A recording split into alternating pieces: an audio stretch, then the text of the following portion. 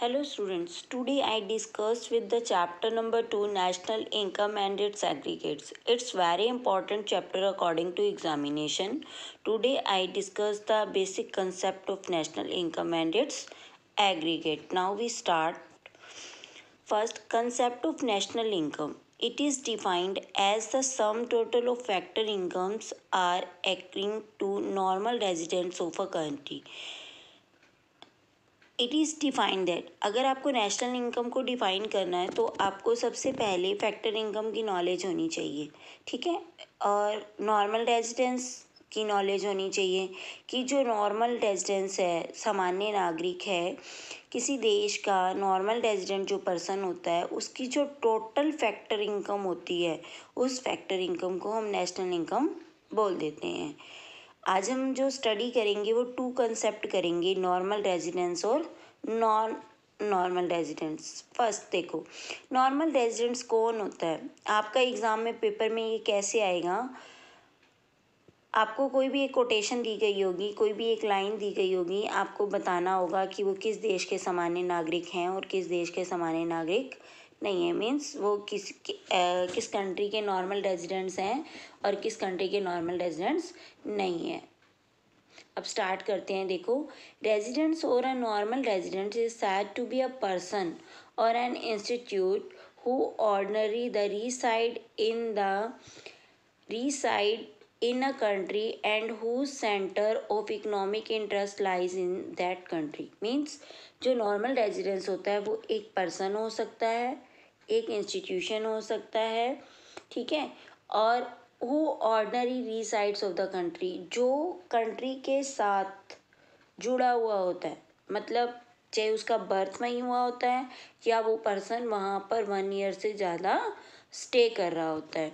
वो centre economic interest, उसका जो इकोनॉमिक इंटरेस्ट होता है, इकोनॉमिक इंटरेस्ट मीन्स उसकी जो भी मनी से रिलेटेड वर्किंग होती है, जैसे वो जो भी काम करता है, जो भी उसकी अर्निंग होती है वो उस अर्निंग को वहीं पर खर्च करता है, ठीक है, उसको बोलते हैं economic interest that country. Normal residents, अब बहुत सारे ऐसे पॉइंट्स हैं जो नॉर्मल रेजिडेंट्स मतलब कि सामान्य नागरिक में जोड़ते हैं। जैसे देखो, citizen of the other nation who continue live in our country, किसी दूसरे देश का सिटीजन मतलब नागरिक जो कि to live in our country हमारी कंट्री में रहता है, behind a period of 1 year, 1 साल से ज़्यादा, who centre of economic interest lie in our country, और उसका जो इकोनॉमिक इंटरेस्ट है वो भी उसी कंट्री में रहता है, तो वो कौन होगा, नॉर्मल रेजिडेंस ऑफ इंडिया होगा।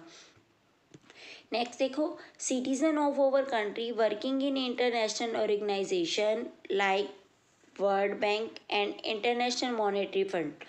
देखो, सिटीजन ऑफ ओवर कंट्री, अगर इंडिया की बात करते हैं हम, इंडिया का नागरिक है, वो सिटीजन है, बट वो किसी मल्टीनेशनल कंपनी में, जो इंटरनेशनल कंपनीज होती हैं जैसे कि वर्ल्ड बैंक हो गया या इंटरनेशनल मॉनेटरी फंड हो गया, ठीक है, इन दोनों इंस्टीट्यूट्स में अगर वो काम करता है, ठीक है, तो भी वो क्या कहलाएगा, नॉर्मल रेजिडेंट ऑफ इंडिया ही कहलाएगा, ठीक है।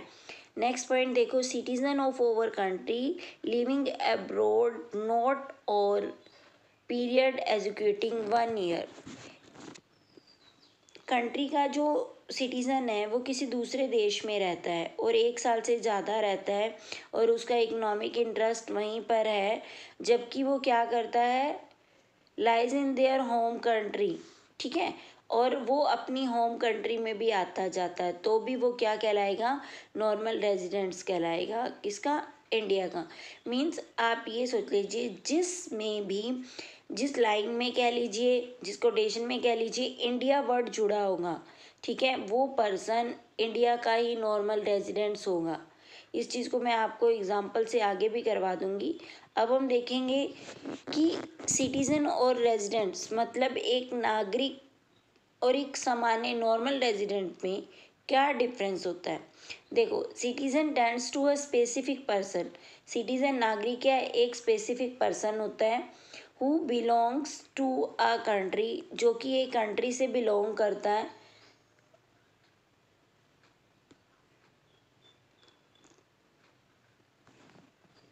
Belong today citizen tends to a specific a person. Citizen क्या होता है, एक स्पेशल पर्सन होता है। Who legals belongs to a country, जो कि लीगली एक कंट्री से बिलोंग करता है।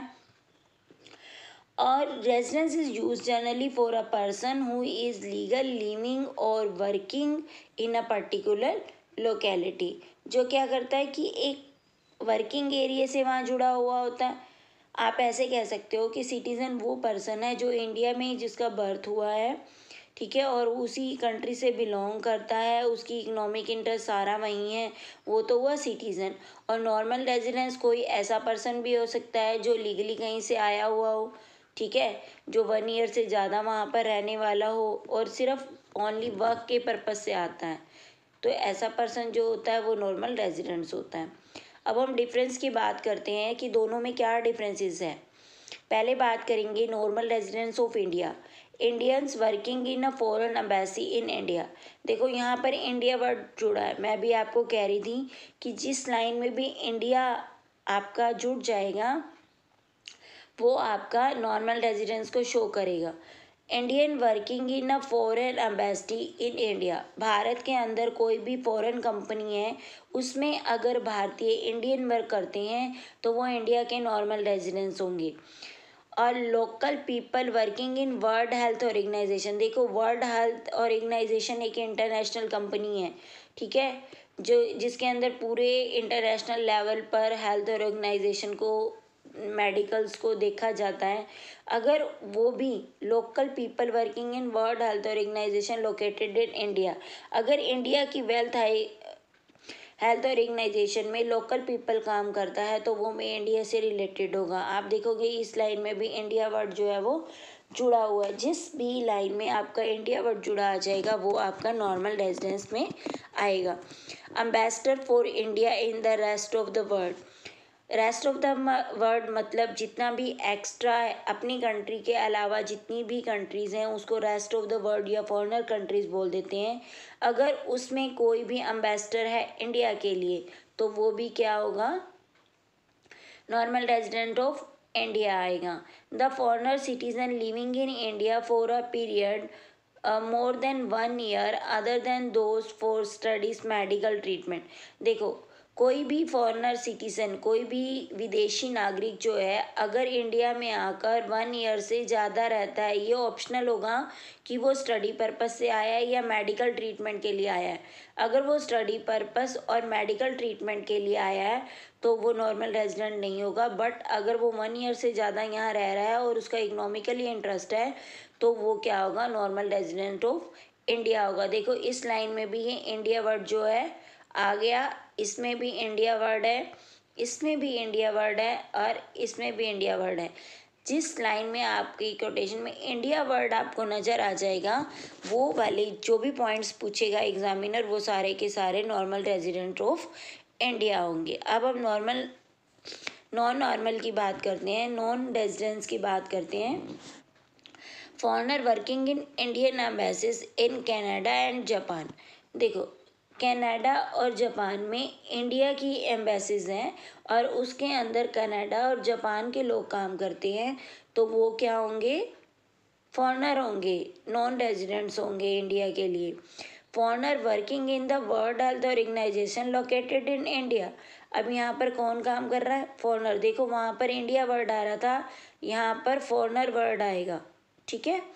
Ambassador in India in rest of the world, यहाँ पर क्या था, रेस्ट ऑफ द वर्ल्ड में एम्बेसडर थे इंडिया के और यहाँ पर कौन है, फॉरेनर है। The foreigner technical expert working in India period of less than 1 year. कुछ फॉरेनर जो इंडिया में काम करने से आते हैं लेस देन 1 ईयर, 1 साल से कम पीरियड में रहकर वो यहाँ वर्क करते हैं और चले जाते हैं तो ऐसे पर्सन भी क्या होते हैं, non resident of India. Student में भी आपको ये कंसेप्ट क्लियर हो गया होगा, नॉर्मल रेजिडेंट और नॉन रेजिडेंट।